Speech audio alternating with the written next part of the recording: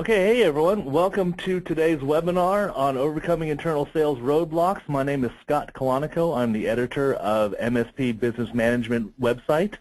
We've got a great show today. Should be a lot of fun. I'm coming at you from beautiful Dundee, Scotland, once home to the world's longest railway bridge. With me today is Mr. John Black, owner of MSP Telemarketing. Could you say hi there, John? Hey. Hey, everybody. Okay, that was it. To our webinar. Okay. Yeah, fair enough. All right. And then also with me is Mr. Robert Peretson, owner and of successfulcomputerconsulting.com. Care to say hello, Yes. Robert? Hello, everybody. This is Robert from successfulcomputerconsulting.com. Welcome. Okay, so we are bridging the Atlantic between two Texans and one New Yorkian. So this should be interesting. It's not costing me a dime for a phone bill. I gotta love the internet. That's right. That's right. Thank you, U.S. military. So what we're going to do is we had that poll that we put up there. The first question was, do you find selling a challenge?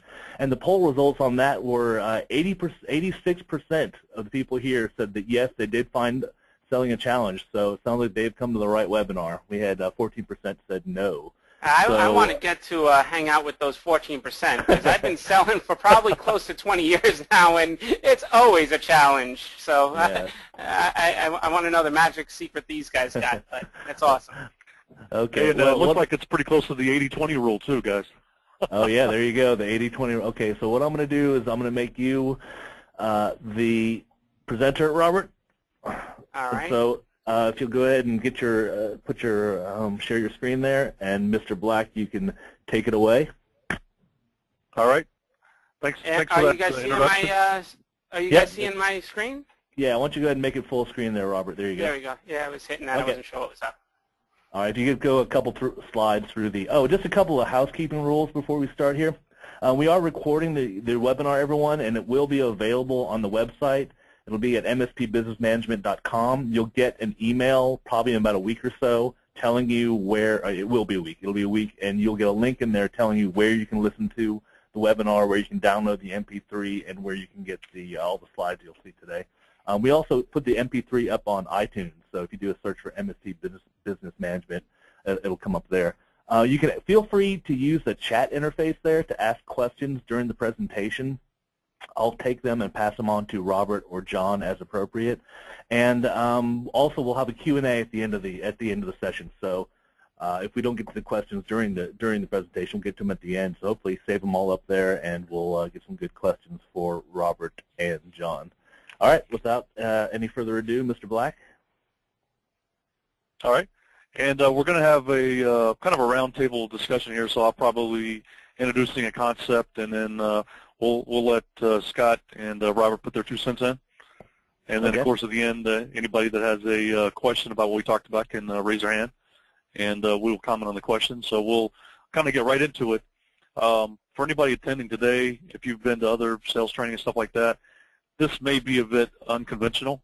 We look at things a little bit differently. At least I do. We'll find out if Scott and Robert agree with me. I think they're going to agree with me a lot of this stuff. We may have a little bit of different opinion here or there, and of course that's a good debate for everybody. But essentially, if you're attending today, we saw the poll. 86% of the people found selling a challenge, which is the same data that I've gathered over the years. Most IT guys would admit that, so we'll get right into it. One of the main things you're probably wanting to get out of this is to find out how to speed up the IT sales cycle. If you've been in the IT business for a while, you already know that the sales cycle can be very long. Normally, at least 2 months, if not up to 1 year, from when you initially make contact with a prospect all the way to when you finally close that deal, and that's a long time. But really, the bigger issue is not the sales cycle, but it's all the people you never get into the sales pipeline to begin with. That's the much larger issue. And that's what we're going to be talking about. So we're going to be going over how to overcome some of the roadblocks along the way. It might not be what you're thinking about. As I mentioned, it's going to be unconventional. We're not going to be saying how to rebut certain arguments or things like that. Rather, we're going to be discussing the obstacles that you might be putting in your own way. In other words, if you saw the preps for this, you might be your own worst enemy without realizing it with some of these things. And so getting right into it, the first thing that can happen is the blame game, and that's where we can change slides. Normally when the sales and marketing, they're going along smoothly, people are signing up left and right. Nobody really cares to really look hard at what's going on in the sales cycle. Yeah. Am I on the right slide here for you? Go back, baby. Yeah, that's right there. Okay. This is the one. Okay, good. Okay. So when everything's going along and nobody, worries about investigating the sales cycle, not until the sales process comes to a grinding, screeching halt. That's when everybody, starts saying, hey, what's going on here? There hasn't been a sale for 2 or 3 months, and that's when the blame game starts, right? The owner starts talking to the salespeople, or if he's got a sales guy, hey, what's going on? Where's the numbers? I don't see any sales. The sales guy starts talking to the telemarketer, the lead gen people, where are the leads? And, of course, if you've seen Glenn Ross, the lead people are always going to blame the leads, right? Where are the new leads? Gary leads. Patel? Patel? Right. Another Patel? Okay. Yes. But the truth, if you really get down to it, what really might be gumming up the works could be something more fundamental and actually self-inflicted. So we've got the first slide up here.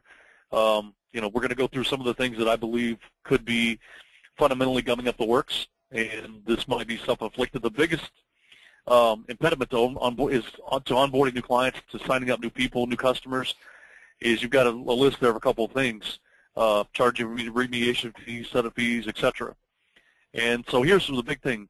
The conventional wisdom, one of the biggest things I've seen is that when you do a network assessment and discover some major problems that need to be addressed, that you design your agreement with an upfront remediation charge that must be completed before the contract starts, correct?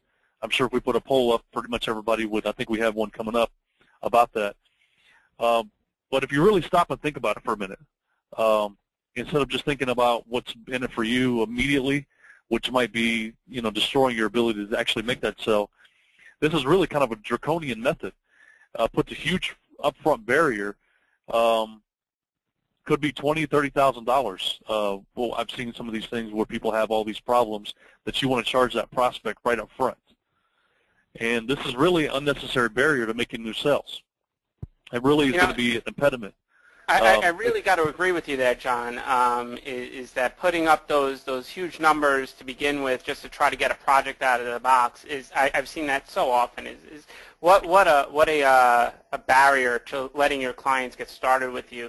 And even it's resulted in what I've seen is a lot of guys who want to offer a free network assessment, the reaction to that I've seen from the client standpoint now is, why are you going to give me this network assessment so you can walk around and tell me all the things I have to replace and all the money I have to spend to get up to speed to start working with you? And it right off the bat gets things off to a bad start or makes it difficult to get the process rolling. So I just want to plug that in there, that I agree with you fully that charging these upfront fees is a tremendous roadblock to getting things started. Absolutely. We'll bring you in a minute because I think we've talked about this before. There's other issues involved as well. But think about it, going back to what we talked about before. You've got your sales guy there, you've got your lead generation, you paid for all this money, and you've got this great lead, and then suddenly the guy says no. Well, what's at fault? Was it your leads? Was it your sales guy? Was it your model? It was the $30,000 you had to spend up front that you didn't want to do. And I'll give you a quick story to illustrate this because this is a big point. A company in Florida, we were doing the marketing, and we got them a great opportunity with a guy, and he, of course, went in and did the network assessment, and he came up with his remediation fees, which is what most people do. He saw it was a old lagging, they haven't updated their hardware and everything in the software, and so, it was a $25,000 remediation setup fee to get everything started. Well, the problem was when we followed up with the prospect, his other consultant was telling him pretty much that he had to do all those same upgrades for $25,000, or he was going to dump him as a client, right? So he was, really making a draconian, hard, hammer. And so I talked to our prospect and said, look, we want to make the sale. Let's think out of, we'll get into this in a minute. Let's think out of the box. Let's take this guy as a client. What can we do to get this guy on board? And so there's lots of things that you can do, really. What they ended up doing was breaking up those setup fees into each quarter, where you would jump through and do a certain thing right away, and the next quarter do something else, and broke it up in like that, so he wasn't facing $30,000 right off the bat. And of course, eventually he signed off on that. But there's other ways you can break that up. There's also His, which is a way there's different providers out there that can do financing. So think out of the box. Don't just put something up that's going to be a huge barrier, right? You're going to just destroy all the marketing you've done, everything when you put those barriers up. And so this is where Scott may come in again, because essentially managed services is really hard to make those sales. People tend to stick with their providers. They don't like to switch even when they do have problems. And so the last thing you want to do is make it difficult for people to sign up with you. You really want to make your other examples may be a setup fee. You know, it's $2,000, $3,000 to start. Well, they've already got somebody they're kind of comfortable with, and you want them to switch to you. Well, that $3,000 is going to be a barrier. Well, why would I want to pay $3,000? I'm already pretty happy right now, right? Yeah. So I think Scott may jump in here. Everything you can do to make it easy to get in, right? Because you're going to have them as a long-term client for a long time.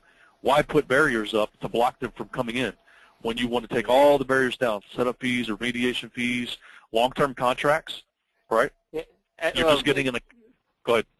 I was going to say, the next point there on the slide, that free trial is this is Robert, by the way. Right. That free trial is something I'm actually curious. I think we have a poll question about this, Scott. Do we? Okay. Are these guys offering free trials as part of the sales process, not as an afterthought, but as part of your sales cycle?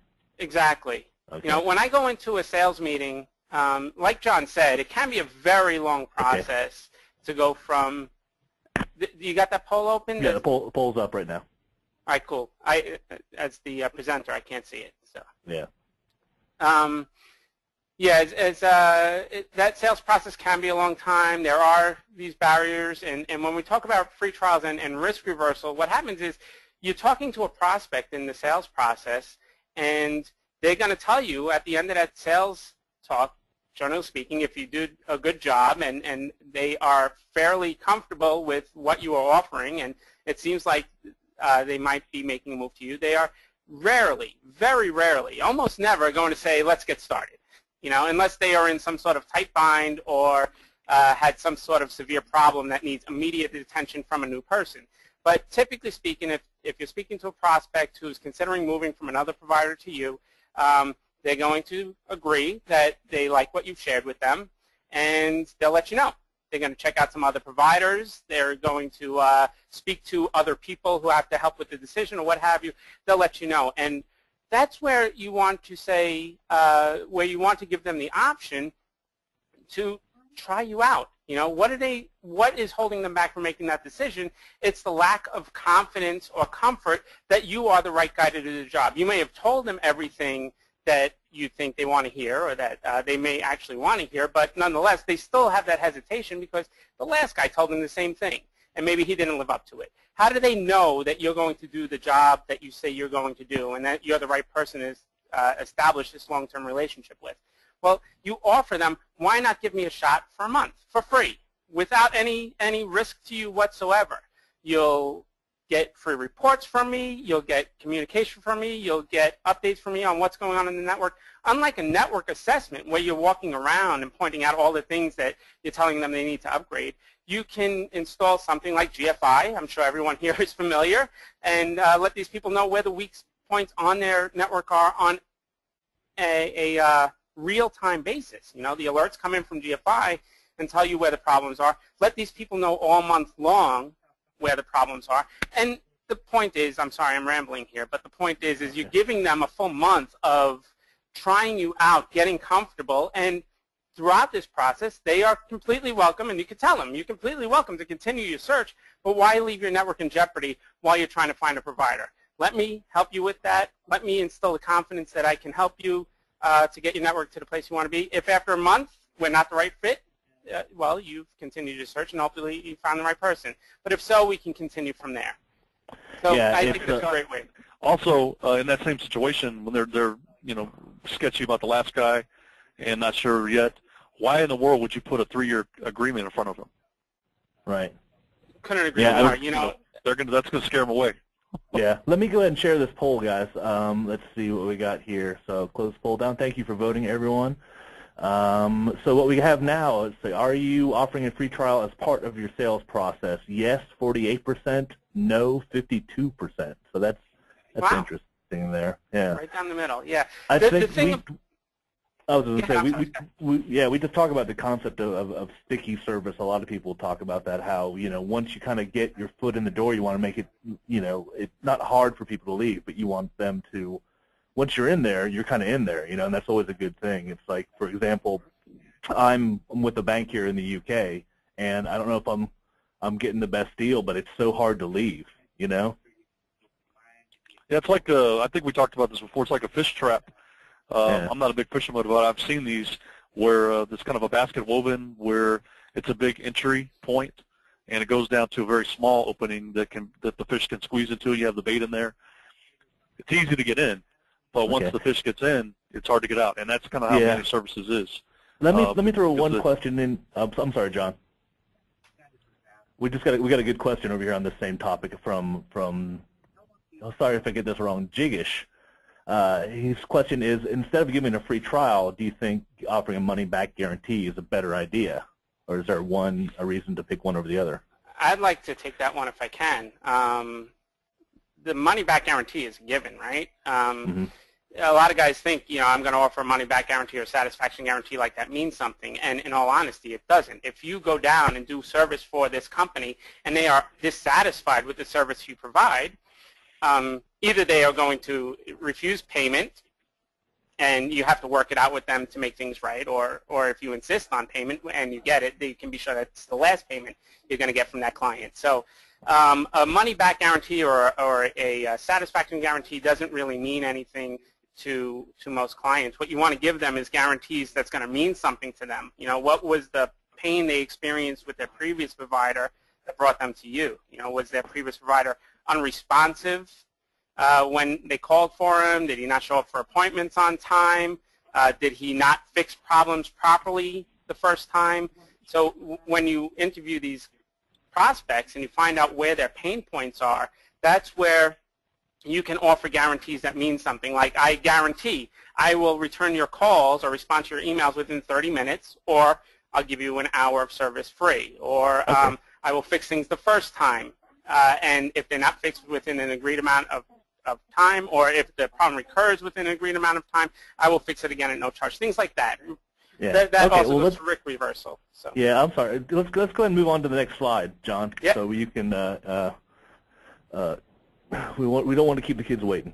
All right. Well, we'll get into the next subject. Yeah. All right. So this is something I'm really passionate about. And, if you're getting the idea of essentially what we're talking about here is you've got these roadblocks, meaning that you have people online to sign up for you. They're rushing to sign up with you, except that last leg before they actually get to you to sign up, they're blocked, right? That's kind of painful when you think about it. You have these people out there wanting to sign up with you, but then it doesn't transpire. This is the second one. barrier. Okay. Right. The second barrier is not enhancing your business model. And I think one of the big causes for this is that a lot of MSPs have had some moderate success with what Scott was just talking about, people that have a lot of pain, problems, and things like that. And honestly, when their last guys messed up their server, loaded a virus on there out of spite, who knows what it was, that caused them really get unhappy, or just never fixed that problem. It took them 6 months and still got the same viruses or the same problem, the same alerts coming up. It's not really that hard. You just got to tell them that you're going to fix that problem and move on and have a fair price. The problem comes in when you want to grow your business beyond that, when you want to actually get people who are not completely unhappy, but they're not completely happy either, which is what we're going to talk about more in the presentation. And in that situation, your model becomes more important. And so this is the barrier right here that if you're doing marketing and you're trying to reach a lot of people and presenting to a lot of different types of people, not enhancing your model, this is the roadblock that caused your managed service offering to basically be dead on arrival. Before you even arrive at the meeting, you're never going to get off ground zero. And the cold hard truth is that the managed service concept has nearly become saturated, the message. In most places, that centralizing your message around, say, we're proactive, now basically falls on deaf ears. I don't know if Scott and Robert want to chime in there, but I remember one guy, I don't remember, it was at a trade show, actually said that the last guy that came in, he was waiting for a presentation. The guy came in to present to him, and he said, before you get started, you're not going to tell me you're proactive, are you? Yeah. He said, I just had 2 or 3 people come through here, and that was the bulk of their entire presentation, was that they're proactive. You know, John, you're so right there. I will tell you very honestly, in my last sales call that I went on, same thing happened. The guy said, yeah, sure, everybody's proactive. Everybody tells me the same thing. You're going to monitor and you're going to keep an eye on everything, and you're going to be proactive about it. That is exactly the message that so many of these guys heard, and a lot of these guys will tell you that, you know, their last guy said he was proactive, but they would have all these problems anyway. And that's where, I don't want to sound like I'm trying to repeat this on purpose here, but that's where the free trial can really help you out. When he says, you know, my last guy was proactive, I'm like, well, can you show me the reports that you were getting on a daily basis? Can you show me the incident alerts? The answer will most typically be no, because people will say they're proactive, meaning they're logging onto the server and checking, but they're not doing the proactive service that they should be doing. And that's when you can prove to your prospect, give me a month, you'll get the alerts on a regular basis, and you'll know how proactive we're being, and you'll know how healthy your server actually is. That's where you really help to move the sales process forward. Exactly. Okay. And that's an example of what we're talking about. Basically, I really can't stress how critical it is to offer services beyond the standard MSP offer. You've really got to get creative and think out of the box. Kind of what's been talked about, like, for example, the free month. That's a good example. But even more, I mean, there's a lot of new, what I would call, quote unquote, sexy services now that can become your message leader. Basically, what that means is it creates buzz and excitement around your company. And when you can offer services that are new to your prospect, it creates curiosity. And some examples, we talked about HOS. A lot of people haven't heard of HOS. You know, in other words, I can get all new hardware as part of my managed service offering. 24/7 help desk with a 2-minute response time. So there's lots of new things out there. Disaster recovery, that's a big one. The latest and the greatest disaster recovery that can give you restore in, you know, just a few minutes. Take everything to the cloud and virtualize from the cloud. So you've got to do your research. Having a state-of-the-art monitoring software like GFI Max. And all the reporting and everything you can do, which has already been mentioned. You've got to enhance your model, and these things are really going to be tools, your arsenal, when you get into a prospect, that you can sell them on these different tools. And get out of stop talking about being proactive. You know, you can come back around to that at the end. Of course, we're proactive, but let's talk about all the other things that we can do. Do you get 24/7 support? Do you have a 2-minute response time? Do you have the state-of-the-art disaster recovery? You know, are you getting hardware included? You know, all these things are how you enhance your model and make it more appealing, and you can overcome that barrier.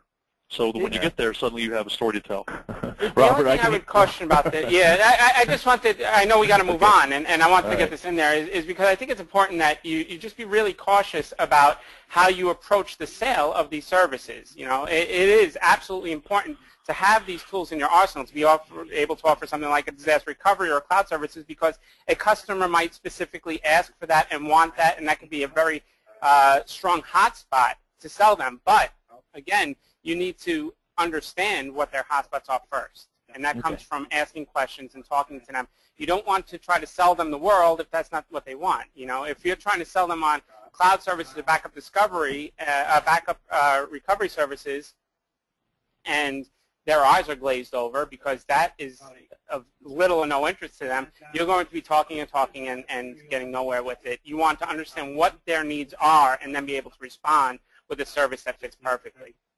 Okay, so we've talked about all these roadblocks that that people throw up or that situations create. Let's talk about solving them. So like, what's the roadblock that's the easiest to remedy? Let's take a look at that next slide there. Got it. Okay. Clicking. All right, we're up. You okay? You see the next slide? Okay. No. Yep. There we go. Okay. This kind of goes back to our first poll, where by and large, most people that are attending readily agree that they selling is not their forte, and this is easy to remedy. I mean, you're doing the right thing by being here and going out and looking for webinars and things to improve your skills. But here's the news flash to everybody: selling managed services is not easy. Obviously, you guys already know that. Okay. Hopefully, yeah. 86% of our listeners will agree with you. Yeah. Okay. There you go. Okay. And of course, if you're starting an MSP now, then you're going to have you need to realize you're going to have a huge learning curve when it comes to try to sell managed services. So if you're like me, then you probably think you'll just pick it up by trial and error. I'll learn on the way. Pick up. When I mess up, I'll learn what I did. And fix it. But the reality is that attitude could cause you to burn good leads that you might get from the internet, word of mouth, or telemarketing. And the time that it takes, time is the one thing you can never get back. And if you burn up 2 or 3 months trying to learn on your own, and you burn all these sales leads and opportunities, that's a huge cost. And so the reality is that there's only a few people that have pain. If you want to grow your business, by showing up and finding people that's, they say, hey, man, can you save me? I've got all these problems. Help me out here. I know you guys can do a needs analysis, and that's pretty simple. But what we're talking about is going beyond that and selling people that, they're kind of there ready to meet with you and maybe have an issue here or there, but not massive problems. You've got to sell those people, right? And that takes things that are probably beyond what you have now. Now, the key is don't learn by trial and error, right? Don't waste 3 to 6 months or even a year trying to figure out how to sell it when there's so many resources out there, programs that you can subscribe to, sales coaching, programs like this, where you can learn and avoid the learning on your, on a learning curve. Yeah. And so we highly recommend you guys getting training and getting all that in place before you go out there and hit the rubber meets the road. Okay, Robert, you could. Robert had something here. I got the timer running, Robert. All right, I'll keep it quick. This is where the roundtable discussion here, John, I think will turn into a little bit of a debate, maybe. We might have a little differing of opinion here. Now, I see we've got a list there of some salespeople who can help. There's somebody missing from that list, I think. That might be yours truly. I also help, teach you guys through successfulcomputerconsultant.com how to sell. But I agree with John that if you go 3 months trying to do it on your own and learn it on your own, it might result in wasted leads. It might result in, burnt opportunities. But at the same token, I think it is of utmost importance that you get out there and do it. Whether or not you feel like you're prepared, I think trying to get yourself prepared and giving yourself that, ultimately what is an excuse that you need to be more prepared before you're ready to sell is going to slow you down. I think what you will find is if you get out there and do it and meet people and talk to people and meet prospects and try the process, that is where you will find your greatest improvements coming fastest, by doing it. And yet learning how to do it is, of course, important, and you'll be faster and better at it the more you learn. But don't let that learning process stop you from doing. Taking action is the most important thing you can do, and the sooner you do it, the faster you'll get better at it, and the faster you'll see results.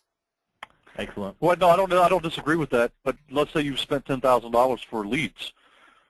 You don't want to go out there and if you have around. never sold a thing in your life, and you went out there and dropped $10,000 on leads, you deserve to lose your $10,000. That is not a smart plan of attack. Right. No, you know, it costs you absolutely $0 to pick up the phone and call your next door neighbor, or put on your nice sports jacket and go knock on the door and hand him your business card and say, hi, I am a tech support provider next door. It doesn't have to cost you 10 grand. Yeah, we had somebody from the audience, Daniel, chimed in from the audience saying you may not see the entire staircase, but you have to take the first step. So Exactly. Put that on a Brilliant, poster, Daniel. Right. Well, I mean, I agree in principle. I mean, one of the things a lot of MSPs do is they try to perfect everything before they get started. That's a roadblock, man. That just exactly, it just pushes things off. So, I mean, I do agree conceptually that you want to start and take action as soon as possible. But at some point, you need to realize that you do need to get training if you're really going to make a lot more sales and take, you know, a better ratio instead of closing 2%. You know, get 5, 10, 20% close ratio. It's going to take some more training. But I think we agree there. I'll tell you guys real quick, if I can just give one very quick tip. If there's any of you guys out there who are listening who are like, yeah, you know what, I really know I need to improve my ability to sell, or at least try to develop one, there's a book out there that I would so highly recommend. It's a fantastic book by, the guy's name is Frank Bettger, Bettger, I'm pretty sure. How I Raised Myself from Failure to Success in Selling. Pretty easy title to remember. You Google anything. I'll put it up on the chat box for everyone there.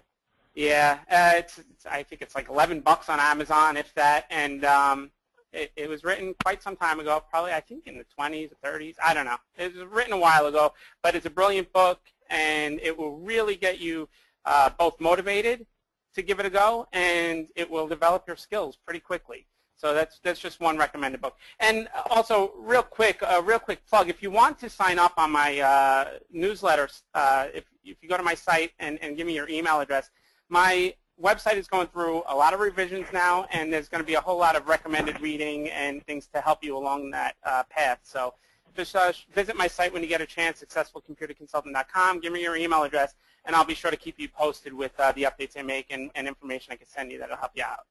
Okay, excellent. Thank you. Let's move on to the next slide there, and John will of course give you equal opportunity pitching time at the end as well. Thank you, Robert. Okay. All right. So, talking about the sales training and conventional wisdom out there, the roadblock that violates the laws of economics.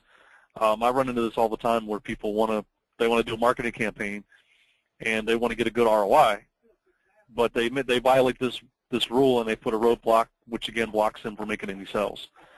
And so the conventional, talk to many sales trainers. And right now they're telling MSPs, a lot of them are saying, sell at a high price, right? Even raise your price, high. We're talking $120 per desktop or more, even $150 a desktop. And of course the message they have is you don't want to commoditize your offer, which is true to a degree. However, with so many computer consultants getting into the market, managed services becoming a commodity to an extent. There's more and more every day jumping in, offering services at a lower price. So in this market, charging huge desktop fees per desktop can kill your sales. They've already got somebody that they may be a little bit happy with. Maybe they've had some problems, and then you show up and you have an opportunity. But when they see your price, they run screaming. So it's not going to help you make sales. So this concept goes against the basic laws of economics. I mean, we learn that the lower the price, it increases demand, and higher prices slow demand. That's basic common sense. Now, I think this problem is connected with another problem. You want to make sales, but at the same time, you can't. I actually had a conversation with one MSP that said, well, if I lowered my price, I'd make too many sales, right? And then I wouldn't be able to support them. And so that's kind of a paradox, right? So, I mean, at one point you keep your price high, because you got to keep, you don't have too many clients that you have to onboard, right? And then zaps your bandwidth. But if you lower your price, you'll make more sales, obviously, but then you won't have enough bandwidth to support them. And so I really think the pricing goes hand in hand with your bandwidth issue. And so they're kind of connected. Obviously, you don't want to give it away. I'm not saying to lower to ridiculous low prices, but obviously adjusting it in your market to where you're not so high that you're blocking people from signing up, but lower it to make it more enticing, right? But you've got to gauge all that with your bandwidth abilities. And that's one thing. This is something I think Scott and Robert may jump in. But essentially, if you outsource your help desk, that or your NOC or both, that's a good way to stabilize your bandwidth. You're relying on a partner that maybe has 200 or 300 people in their help desk and their NOC. And so when you onboard new clients, a lot of the work is going to be remote support. And if you can outsource a lot of that to the remote desktop people, then you're sort of staffed no matter what happens. You could lower your price, and if you increase demand and you have a lot of people sign up, which is a good thing, right, recurring revenue, you're not going to have to go out and hire a bunch of new people because a lot of that work is going to be taken on by your outsourced partner who already has the staff in place. They just assign more people to the jobs coming in. So these two things are connected. Most MSPs don't want to outsource their help desk, right, and therefore they're stuck with a small number of people that can do the work, and as a result of that, they have to charge high prices, which causes sales to come in very slowly. So it's all connected. And so you've got to really look at it holistically and think about, okay, I want to make more sales, increase revenue. How can I do that and be able to support them at the same time? So I highly recommend outsourcing to a good NOC. We won't name any names here, but you can look around the internet, help desk company, and this can solve both problems and allow you to lower your price. And obviously, when you lower your price a little bit, you'll increase sales, along with a lot of these other things that we're talking about. Anybody, you want to jump in there? I know Robert's chomping at the bit. Go, Robert. No, I'm shutting myself up because, John, it's way too long of a discussion to have on this one slide. There's a lot to talk about there. I think if I can make one short point, whatever you charge, you don't want to go out there and try to compete on price or be the lowest guy out there. What you need to do is just show value.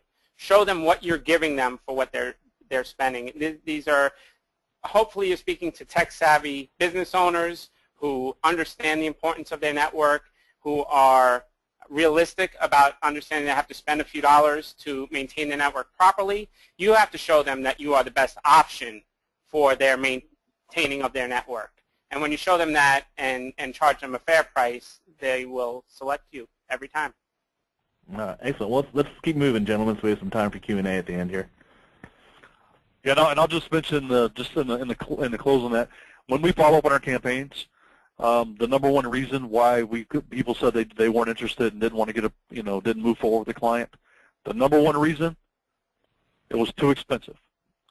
And so that's something we're not going to say where you need to price it, but think hard about your price and make sure that if people are telling you you're too expensive, guess what?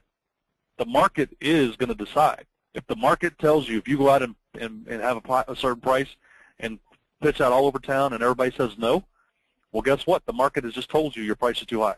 Well, we'll move on. Okay. A good way to keep sales pipeline dry. I think Mitt Romney was our spell checker on that one.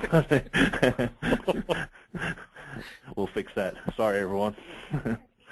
Oh, that's on the line. Yeah. Yeah, I think this is our last one. Our last big point here. Well, Robert's going to do one quick one after this, but go ahead, John. Okay. All right. And so this is something I've kind of been touching base through a couple of these slides, but essentially the hardcore issue is that most MSPs like to talk with prospects that have problems and pain, right? It falls right into their needs assessment, and that's probably just about everybody, whether you say you're good at sales or not good at sales. Probably if we did a poll, how many of you are good at doing a needs assessment, probably be like 90% are good at doing a needs assessment. The only problem is that these type of leads, where they have problems and issues and pain that they can talk about, they're extremely rare. I'd like to refer to it as a needle in a haystack virtually. By far, most companies, when we call hundreds and hundreds of people every day, the large majority, 99%, tell us they don't have any problems and they're completely happy with their current IT. That's what we hear, right? So if you're only looking to find these type of what I call broken leads, orphans, then your marketing growth will be on what I like to refer to as the slow boat to China. And a lot of you have taken years to grow your business to where it is now because that's where you've got most of your leads, these type of people. So the key is to, and this is what we believe in, to realize that there is a middle ground between a prospect that is in dire need, in great pain, and those that are completely happy. Would never switch. If hell freezes over, they still would keep their same IT provider. It doesn't matter, no matter what happens. Now the middle ground, these are prospects that when cold called would admit that they keep their options open, right? People don't say that for no reason. If they say they keep their options open, there was something better, they would consider it. That's middle ground. These people aren't searching. They're not out there looking. They're not in pain, right? They've got something they're kind of happy with. And that's the middle ground, and that's where you can seize and grow your market. And, of course, in order to speed up growth, you must target these prospects, and this can only be done, I believe, with outbound telemarketing. And, of course, this is where all the principles we've touched base here apply. Those people that keep their options open, they've got something they're sort of happy with, they're not going to be impressed with you saying that it's proactive. They're not going to pay a huge setup fees to switch. You're going to have to impress them with a lot of new services and stuff that they don't have to build momentum to get them to think about switching, right? They're not going to pay a huge price to switch. All that comes into play, and if you can put all that into practice with outbound campaigns where you're meeting people who are willing to keep their options open, that's how you're going to grow your business, not just waiting around to find some broken person that's in pain to crawl on your website. Yeah, I just want to jump in there real quick with a suggestion, John. If you do come into contact with prospects who are just what John stated as being the middle ground, like they're not entirely unhappy and not out there actively searching but are open, the most important thing you could do is continue to follow up with these people. You're never going to make the sale unless you continue to follow up with them and hit them at that point when they finally make the decision that, yes, I do need something new, or yes, the value that you're showing me is something that I'd like to take advantage of now. One way you could follow up is, again, if you're doing an outbound telemarketing campaign or something like that, you could just continue to call, or if you're doing mailings, you continue to mail. What I suggest is a brilliantly easy way to continue to follow up with people is if you make a contact and they seem potentially somewhat maybe interested, invite them to go over to your website and sign up for your newsletter. And now that you have their email address, every single month you can send them a newsletter that contains maybe some of these new services that you want to promote. You could include a special offer that gets them interested, and maybe now's the right time for me to try these guys out.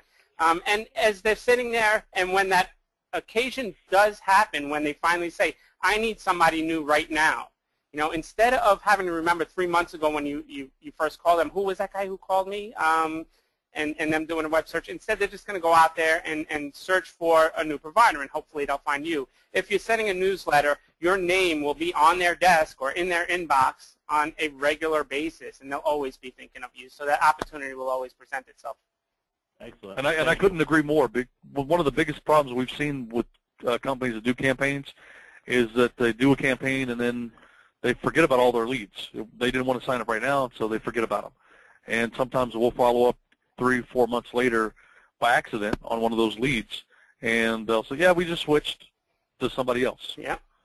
So they miss those golden opportunities to stay in contact with that person, just like was just mentioned. And of course, I would go even further. I mean, we have an IT company here in San Antonio, and we have a plan of where we're going to go. Newsletter's great, first meeting. Network assessment, that's a good next meeting. We like to demonstrate something, bring it back to our office, like our disaster recovery plan with a nice webinar presentation and go in detail, and keep that conversation going. every month have another meeting about something, and then we like to get personal. If they like to play golf, we like to invite them to a golf tournament, treat them. We take people out boating on the lake if they have any interest in boating. So we try to just keep going with more meetings, newsletters.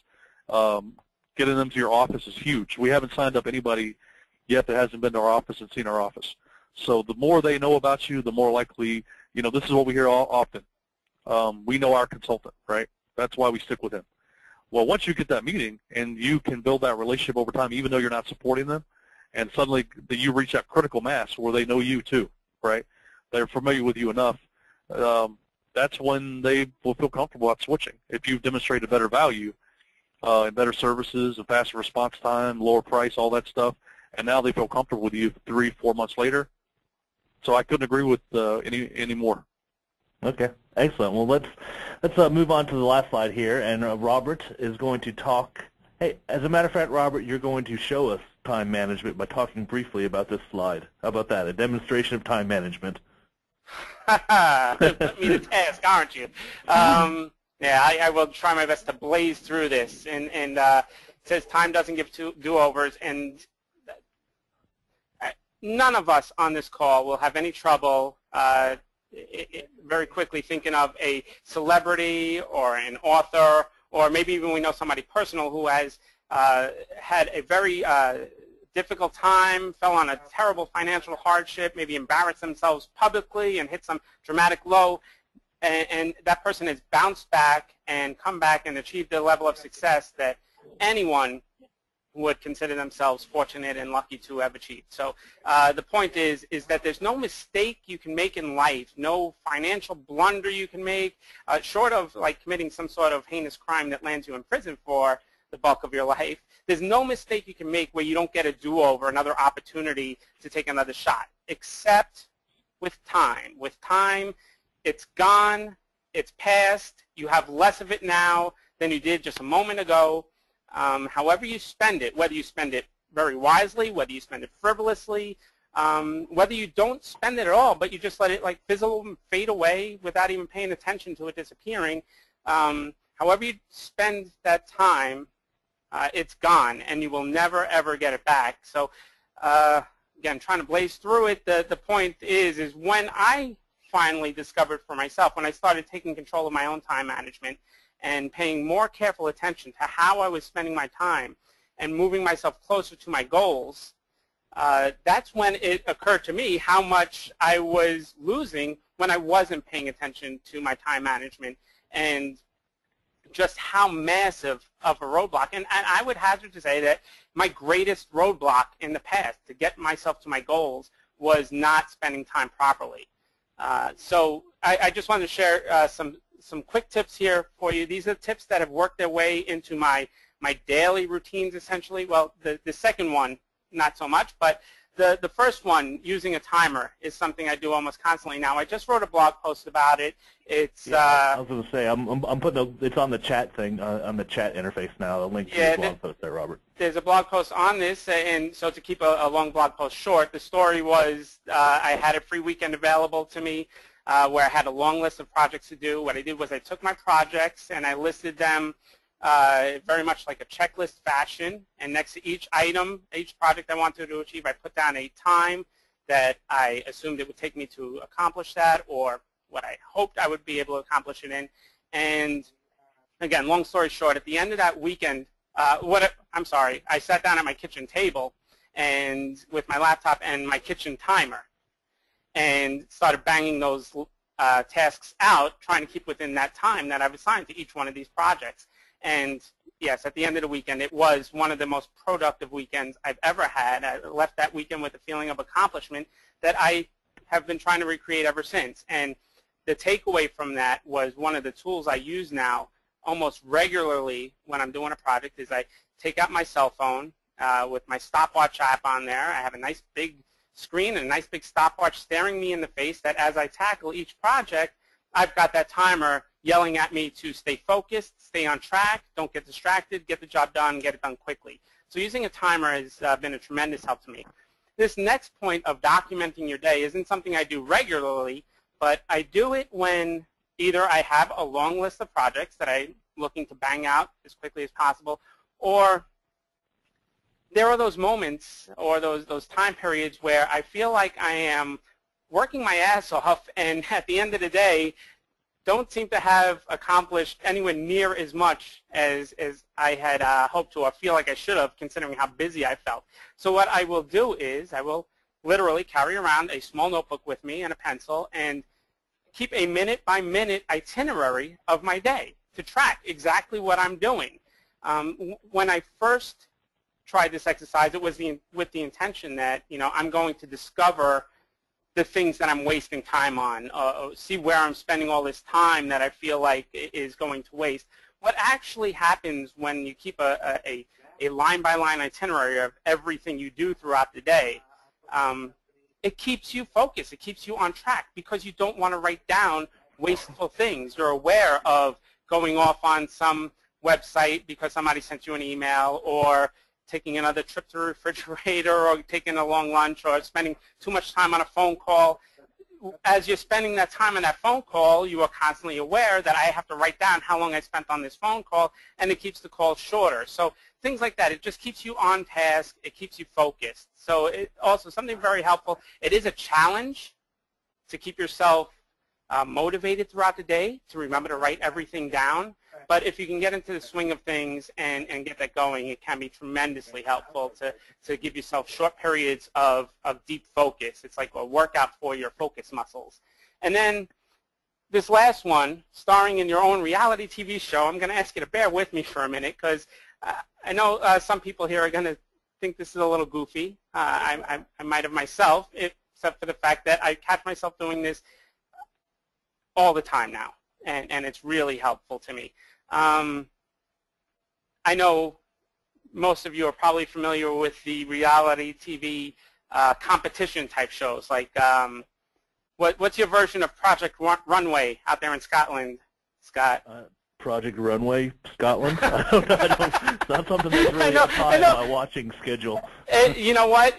Part of my optimizing my time includes spending time with my family, and I make a point to spend time with my wife every evening, and a lot of times that involves just sitting with her and watching whatever she wants to on TV, and this is her thing, and that, as a result, it's become kind of my thing, and I'm grateful for it, actually, because, like I said, it has become helpful in that you've got these competitions where these guys are building a cake in 8 hours that's 6 feet tall, or they're creating a 5-course meal, an Iron Chef in an hour with some crazy secret ingredient, or in the case of Project Runway, they give this guy a task to make a runway-ready couture dress.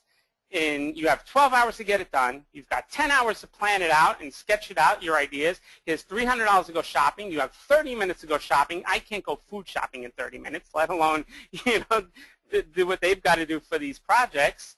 And they've got to get it done and then have that work. It's not like you can put together something shoddy. You're competing against a dozen or so of your peers who are as equally skilled, if not more so than you.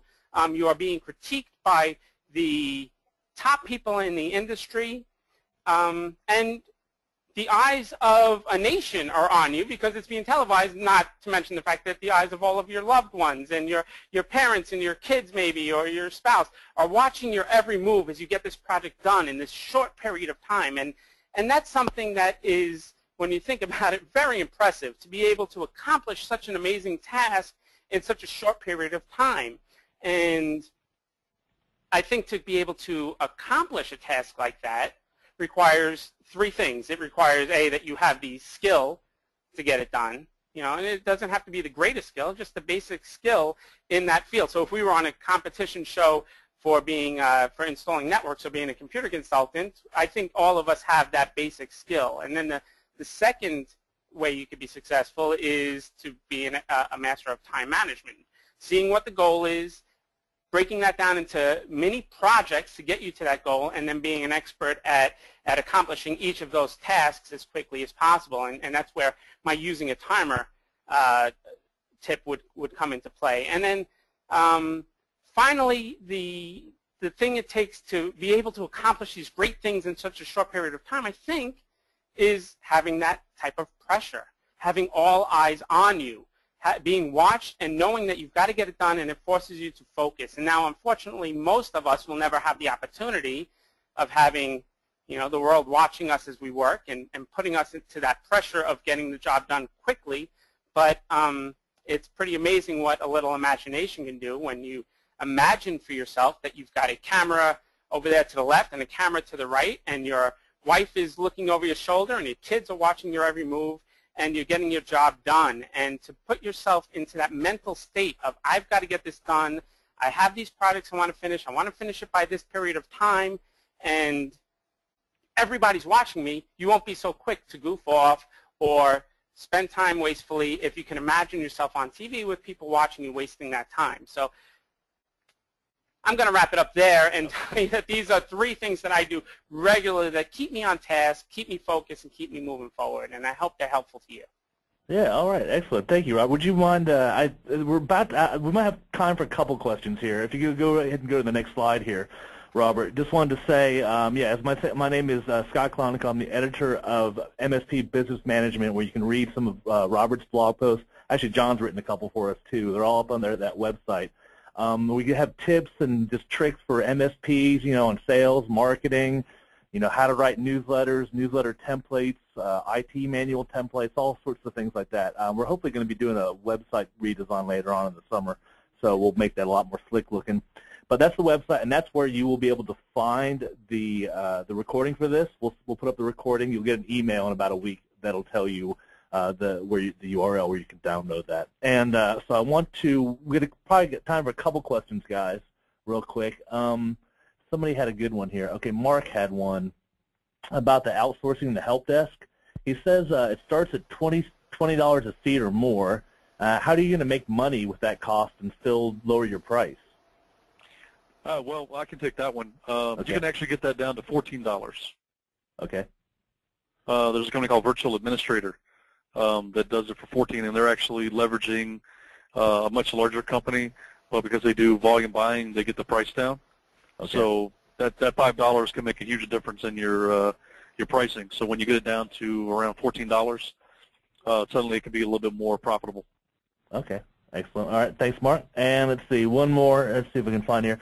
Stanley was asking a question about, so I know we were talking about free trials and contracts and things like that. He was saying, is a one-year term recommended for a contract, or are we looking for something else? Are we looking for a shorter term free trial? What's the best approach there? I don't offer any contracts in terms of locking people in. I think that's part of the roadblocks that we were talking about earlier that I think John covered. I think if you force companies... Yeah, month to month is the best. Yeah, why not? I mean, if you're doing your job and they're happy with you, they'll stay with you. If they're not happy with you, they're going to want to leave you. And how does trying to lock them into a contract or tell them they're going to have to pay a penalty to leave you if they're unhappy, how does that, A, help the sales process move forward, and how does that help your business? If they're not unhappy, they're going to leave one way or the other. So those contracts are what I would think of as a tremendous roadblock. Yeah. Yeah. Okay. I mean, well, basically, if you have too many customers right now and you want to scare them away, and you don't need any more, then charge the long-term contract. If you don't have that problem and you don't have enough customers, then by all means, don't put obstacles in place. That's the whole point of this webinar. Yeah. Make it easy. Make it easy. And they're actually gonna, when you go through all these points, each one of these points is gonna amaze people.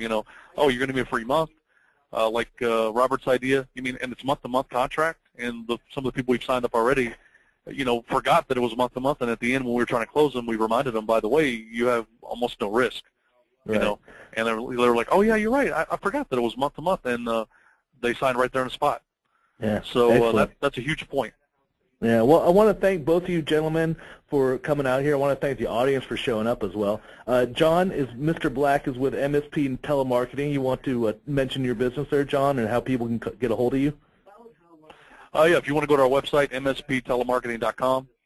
We also have a newsletter, and we have a lot of blogs on our website that have talked about a lot of these issues in depth. So if you want to go through and look at some of those, and, of course, we have some blogs written on MSP Business Management if you want to check those. We basically do outbound telemarketing. So if you want to grow your business and get beyond just a handful of leads that come in every month and actually start getting maybe 10 or more leads every month that you can run and get a predictable return on investment, then we're the guys to contact. All right, excellent, thank you. And Robert, why don't you tell us a little bit about successful computer consulting? Use your time management skills. Yeah, I think I got my plug in there a little earlier, but that's it. I mean, I'm happy to help you guys out. If you need any assistance in the sales process, in operating a little more efficiently in your business and getting past some of these roadblocks, by all means, you get either. I'd love it if you went to my website and just give me your email address, and I keep you updated through regular emails. But if you have any specific direct questions, email me anytime, robert@successfulcomputerconsulting.com. Be happy to help you out any way I can. All right, guys. Well, thank you very much. As I said, my name is Scott Kalanico. I'm the editor of MSP Business Management. If we didn't get to your question, or if you have more of a sales-specific question about GFI or contracts or free trials or things like that we didn't get to, email me, Scott, SCOTT.Kalanico, CALONICO @GFI.com, and then I'll pass along to the sales team so they can get a hold of them. And guys, thanks a lot for showing up. And we'll be. Oh, I'm sorry. Join us again next month. Next month we're going to have a good one. It's going to be on SEO, search engine optimizing on your website. How to rocket your site to the top of Google. Where our guest will be Mr. Stuart Crawford, who actually, if you Google MSP marketing, you'll find he's got like the top 3 sites. So I think he knows a thing or two. So please go ahead and sign up for that. I just sent out the email, the URL in the chat box where you can sign up for that. And come back next month. And thanks again, everyone. Thanks, Robert. All right, thanks, guys, for attending. Thank you, Scott. All right, John. Thanks, guys. And thank you all for being on the panel with you guys. Yeah. All right. Thanks. See ya. Bye, guys.